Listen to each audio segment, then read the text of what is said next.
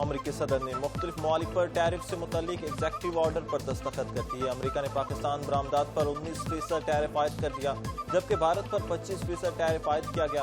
Canada پر tariff 25% سے بڑھا کر 35% کر دیا۔ نئے ٹیرف کا اطلاق آج سے ہوگا۔ بھارت نے ٹیرف کے معاملے پر امریکی صدر ٹرمپ کی دھمکی کے بعد 5th جنریشن F-37 سیٹلائٹ لڑاکا طیارے خریدنے میں عدم دلچسپی ظاہر کر دی، بلومبرگ کی رپورٹ۔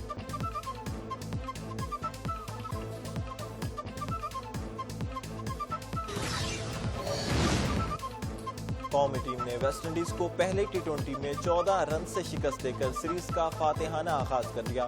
پاکستان کے 179 رنز کے ہدف کے جواب میں ویسٹ انڈیز کی ٹیم مقررہ 20 اوورز میں 7 وکٹوں کے نقصان پر 164 رنز بنا سکی۔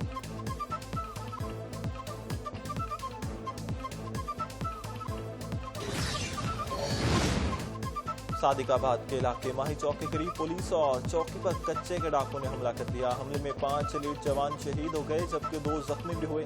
درجنوں ڈاکوں نے رات گئے پولیس پوسٹ پر حملہ کیا۔ مقابلے میں ایک ڈاکو بھی مارا گیا، پولیس ترجمان کا بیان۔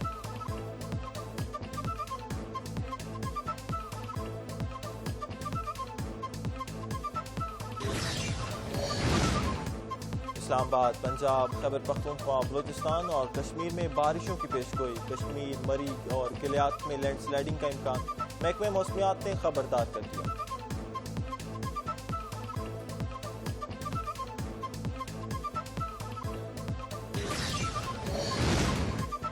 علی امین گنڈا پور کا بیان، توڑ مڑوڑ کر پاکستان کو 5th کی فٹ کے گرے لسٹ میں شامل کرانے کا بھارتی خواب کبھی پورا نہیں ہوگا۔ کلبھوشن یادو، پاکستان میں بھارتی جرائم کا واضح ثبوت ہے، مشیر اطلاعات Khyber Pakhtunkhwa barrister doctor safe کا بیان۔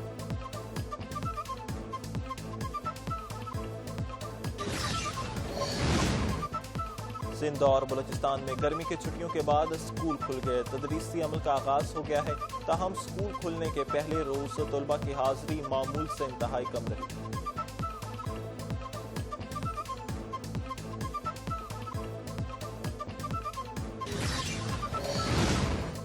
ترقیاتی منصوبے شروع کرنے سے پہلے شہریوں کے لیے متبادل راستوں کا بندوبست کیا جائے۔ لاہور ہائی کورٹ کی اسموک تدارک کیس میں ہدایت، جن کے کام متاثر ہو رہے ہیں ان کا معاوضہ کون دے گا؟ حکام LDA سے عدالت کا استفسار۔